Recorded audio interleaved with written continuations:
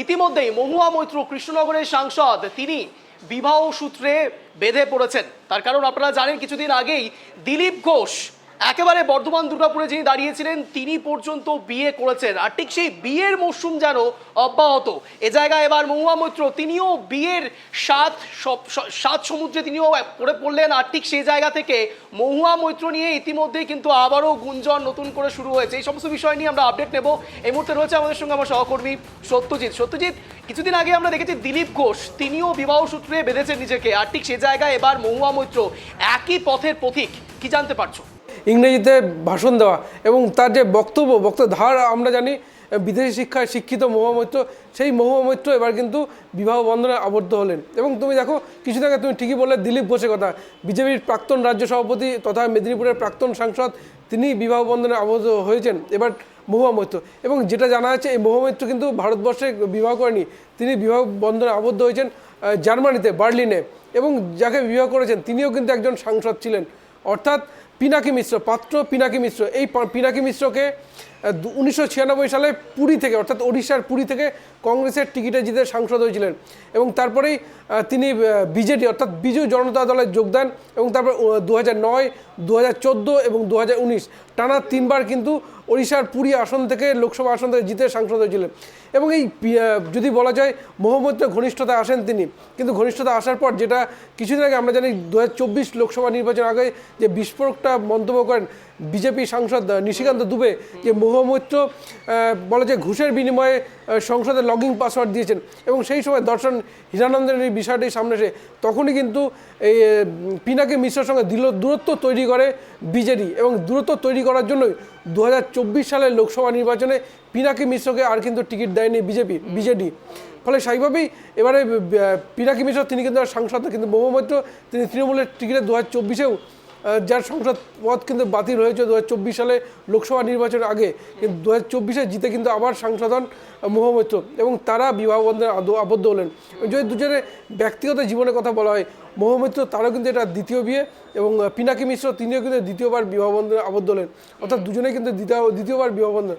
কিন্তু এটা অত্যন্ত গুরুত্বপূর্ণ, তা হচ্ছে এই যে পিনাকি মিশ্রর কথা বললাম, যিনি একসময় কংগ্রেসের রাজনীতি করেছেন, বিজেডিতে ছিলেন।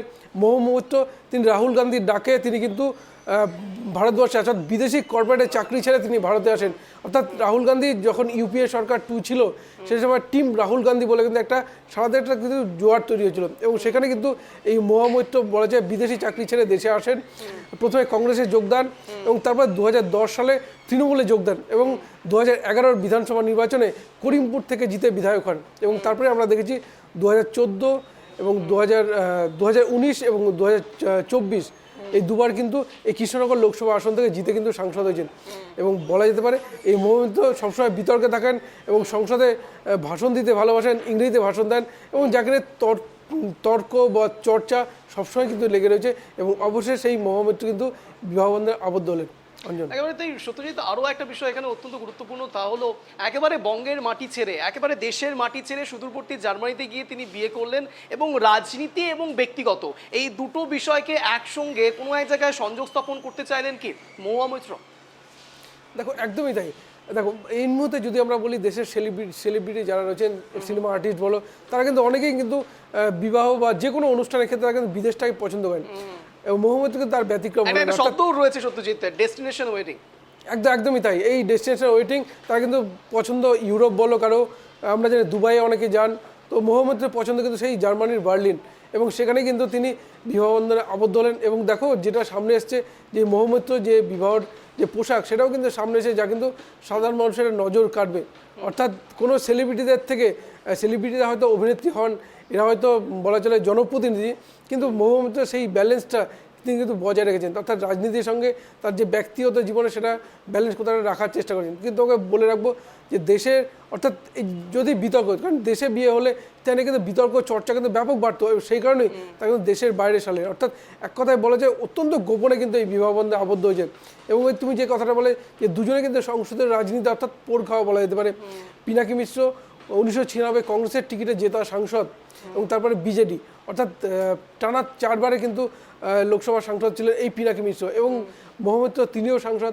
সুতরাং তাদের এই বিবাহবন্ধন যুদ্ধে এসে হতো, হয়তো রাজনীতির একটা পারদ তৈরি হতো, আর সেই কারণে তারা বেছে নিলে সেই বিদেশে অর্থাৎ বার্লিনে। একেবারে সত্যজিৎ, দেখো আমরা রাজনৈতিক কর্মীরা কি করবে বা না করবে, ব্যক্তিগত স্তরে তারা কি করবে, একজন আমরা দায়িত্বশীল সংবাদ মাধ্যমের কর্মী হিসেবে কারো ব্যক্তিগত জীবনে ঝাঁক করতে পারি না, কিন্তু প্রশ্ন যখন সরাসরি রাজনীতি এবং ব্যক্তিগত জীবন এই দুইয়ের যখন সম্মেলন ঘটছে, তখন ঠিক সে জায়গায় সত্যি কি আর গোপন থাকছে সত্যজিৎ? ঠিক যেমনটা দিলীপ ঘোষের ক্ষেত্রেও আমরা দেখেছিলাম, দিলীপ ঘোষও গোপনেই অনেক কিছু করতে চেয়েছিলেন, কিন্তু সেই গোপনীয়তা কোনো এক জায়গায় যেন সবার সম্মুখ সমরে চলে এসেছিল। একই ঘটনা মহুয়া মৈত্রের সঙ্গে। একদমই তাই। দেখো, এই সমস্ত জিনিস কোনো কিছু চেপে রাখা যায় না, যে কোনো দুর্নীতি হোক সেটাও তো প্রকাশ্যে আসে। আর ব্যক্তিগত জীবনের কথা তুমি যেটা বললে, যে দেখো প্রত্যেকেরই আমাদের দেশে স্বাধীনতা রয়েছে, বাক স্বাধীনতা রয়েছে, সমস্ত রকম স্বাধীনতা রয়েছে। মোহাম্মদ তার ব্যতিক্রম নন, সুতরাং কিন্তু তিনি যে একজন রাজনীতিবিদ, আর সেই কারণে এখনও কিন্তু সেভাবে কিন্তু প্রকাশ্যে আসেনি। এসেছিল কিন্তু এই দর্শন হীরানন্দানির যে বিষয়টি, অর্থাৎ তার যে ঘুষকাণ্ড, তখনই কিন্তু কিছুটা সামনে এসেছিল। আর বিজেডি এই বুঝতে পেরে কিন্তু 2024-এর লোকসভা নির্বাচনে আর এই পিনাকি মিশ্রকে টিকিট দেয়নি। অর্থাৎ রাজনীতি যারা সংসদের রাজনীতি ক্ষেত্রে হয়তো এই বিষয়টি চর্চায় ছিল, আমাদের মতো সাধারণ মানুষের কাছে হয়তো এই বিষয়টি সামনে আসেনি। এগুলো কিন্তু একদম পরিণয় পাওয়ার পর, অর্থাৎ বিয়ের পরেই কিন্তু বিষয়টি সামনে এসেছিল। খুব গুরুত্বপূর্ণ, অর্থাৎ বলা যায় তার যে ব্যক্তিগত জীবনে এই বিষয়টি বলা যায় গোপনেই রেখেছিলেন এই বিজেডির প্রাক্তন সাংসদ পিনাকি মিশ্র এবং তৃণমূলের সাংসদ মহুয়া মৈত্র, এবং যার ফলে কিন্তু দীর্ঘ অপেক্ষার অবসান শেষ মুহূর্তে কিন্তু তা কিন্তু অবশ্যই সামনে এলো। দিলীপ ঘোষের ক্ষেত্রেও ঠিক তাই। দিলীপ ঘোষে কিন্তু অনেকটাই বিষয়টি কিন্তু সামনে আসেনি, কিন্তু দেখা যায় তারা অনেক সময় অনেক জায়গায় গেছেন, যেটা পরে সামনে এসলো। অর্থাৎ শেষ মুহূর্তে তারও কিন্তু পরিণয় সেটা কিন্তু জনসমক্ষে চলে এসেছে। এবার দিলীপ ঘোষের পর এবার বাংলার রাজনীতিতে আরেক পোড়খা রাজনীতিবিদ মহুয়া মৈত্র। অঞ্জন, একেবারেই তাই। দিলীপ ঘোষ যেন সাহসের শক্তি প্রদর্শন। কেন বলছি? তার কারণ দিলীপ ঘোষ যখন ঠিক তার একেবারে শেষ, যখন তার রাজনীতি থেকে বিভিন্ন রকমভাবে তাকে এক প্রকার দূরে সরিয়ে দেওয়ার চেষ্টা করছে বিজেপির একাংশ, এমনটা অভিযোগ ওঠে, তখন ঠিক সেই জায়গায় দিলীপ ঘোষ বিয়ে করলেন। আর ঠিক সেই সাহসের শক্তি প্রদর্শন থেকে এবার মহুয়া মৈত্র যেন ইন্সপায়ার্ড হলেন। কিন্তু আর ঠিক সেই জায়গা থেকে দিলীপ ঘোষ যেভাবে ইন্সপায়ার্ড করছে মহুয়া মৈত্রকে, মহুয়া মৈত্র একেবারে বিজেপি সাংসদ, যেটা তুমি বললে পিনাকি মিশ্র, তিনি তাকে বিয়ে করলেন। কিন্তু বিয়ে তো ঠিক রয়েছে, কিন্তু এবার সংসদে নতুন করে আবারও রাজনৈতিক পারদ চড়ার কি সম্ভাবনা থেকে যাচ্ছে সত্যজিৎ? দেখো, সংসদের রাজনীতিটা কিন্তু পুরোপুরি আলাদা। ব্যক্তিগত বিষয় নিয়ে হয়তো সেভাবে আলোচনা, তর্ক বিতর্ক, চর্চা হয়তো হবে না, কিন্তু যেটা হবে তা হচ্ছে রাজনীতির, অর্থাৎ রাজনীতিবিদরা তারা রাজনৈতিক আদর্শ নিয়ে কথা বলবেন, তার রাজনৈতিক কৌশল নিয়ে কথা বলবেন। অর্থাৎ ঠিক সেইখানে ব্যক্তিগত বিষয়টি এখানে কি চাপা পড়বে কিনা সেটা কিন্তু প্রশ্ন, বা সামনে প্রকাশ্যে আসবে কিনা। কিন্তু আমরা সংসদের রাজনীতিতে এরকম ব্যক্তিগত কাদা ছেঁড়াছিড়ি কিন্তু এখন কিন্তু চলে এসেছে। অর্থাৎ যে রাজনীতি রাজার নীতি বলা হতো, সেটা কিন্তু এই মুহূর্তে কিন্তু নেই, অনেকটা কিন্তু ব্যক্তিগত স্তরেও কিন্তু চলে এসেছে। আমি কিন্তু সত্যজিৎ একটা বিষয় যেটা বলতে চাইছি, নিশিকান্ত দুবের এক সময়ের যে অভিযোগ, সেই বিষয়টাকে রিলেট করতে চাইছিলাম সত্যজিৎ। একদমই তাই। নিশিকান্ত দুবে যে বিষয়টি তুলেছেন তা হচ্ছে দর্শন হীরানন্দানি শিল্পপতি, এবং তার কাছে বলা চলে উপহারের বিনিময়ে তিনি যে বারবার মোহাম্মদকে আমরা দেখেছি গৌতম আদানির বিরুদ্ধে মুখ খুলতে, এবং তা নিয়ে কিন্তু সংসদের রাজনীতিতে ব্যাপক তরজা তৈরি হচ্ছে, সারা দেশেও কিন্তু বিতর্ক তৈরি হয়েছে। কিন্তু এই যে তুমি নিশিকান্ত দুবের কথা বলে তার যে বিস্ফোরক মন্তব্য, তারপরে কিন্তু বলা যায় রাজনৈতিক পুরোপুরি পাশা উল্টে যায়, এবং সেখানে অনেকটা কোণঠাসা হয়ে পড়ে মহুয়া। এবং তুমি দেখো এই রীতিমতো এই তার কমিটি বসানো হয়, তদন্ত কমিটি, সিবিআইয়ের হাতে তদন্তভার যায়, মোহাম্মদের সংসদ পদ বাতিল হয়ে যায়, এবং তারপরেও কিন্তু এই মোহাম্মদ 2024-এর লোকসভা নির্বাচনের টিকিট পান, এবং এই মুহূর্তে বলা যেতে পারে তিনি সমমহিমায় সংসদের রাজনীতিতে রয়েছেন। কিন্তু তার এই ব্যক্তিগত জীবন, অর্থাৎ বিয়েতে এই আবদ্ধ হয়ে পড়া, এটা কি নতুন করে তুলে ধরবে কিনা, এটা কিন্তু অত্যন্ত একটা বড় প্রশ্ন।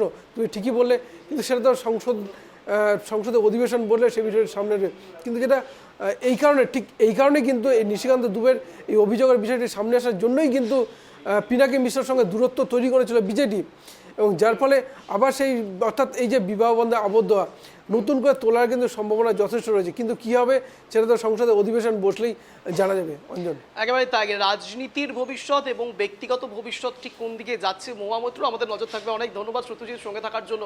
এবার যে বিষয়ের দিকে আমাদের নজর, সে নজর সত্যি কি আর কাটানো সম্ভব? তার কারণ মহুয়া মৈত্র ইতিমধ্যে বিবাহ বন্ধনে আবদ্ধ হয়েছে। ঠিক কিছুদিন আগে দিলীপ ঘোষ প্রাক্তন সাংসদ, তিনিও বিবাহ বন্ধনে আবদ্ধ হয়েছিলেন, কিন্তু তারপরে দিলীপ ঘোষকে নিয়ে নানান রকম কাটাছেড়া, অর্থাৎ কারো ব্যক্তিগত জীবন নিয়ে কাটাছেড়া করা যেন এখন সমাজের সবচেয়ে মূল অঙ্গ হয়ে দাঁড়িয়েছে। আর ঠিক সেই ব্যক্তিগত জীবনেই আবারও নতুন করে একটু দেখার সময় যেন চলে আসলো মহুয়া মৈত্রের ক্ষেত্রে। অনেকেই এখন রাজনীতির স্তরে আবারও ব্যক্তিগত জীবন নিয়ে নালাঘাটা করতে শুরু করেছেন। আর ঠিক সে জায়গা থেকে মহুয়া মৈত্র একেবারে সুদূরবর্তী বার্লিনে গিয়ে বিয়েটা করলেন। ঠিক যেমনটা ভারতের ক্ষেত্রে, ভারতে যদি এই বিয়েটা করতেন তাহলে নানান রকম জল্পনা কল্পনার শিকার হতে হতো মহুয়া মৈত্রকে। ওই যে বললাম, ব্যক্তিগত জীবনের দিকে ঝুঁকি দেওয়াটা রাজনৈতিক স্তরে যেমন একটা বড় অংশ হয়ে দাঁড়ায়, তখনই ঠিক সে জায়গায় মহুয়া মৈত্র দিলীপ ঘোষের সেই লাইন, প্যারালাল লাইনে আর পা রাখলেন না। নজর থাকছে আমাদের।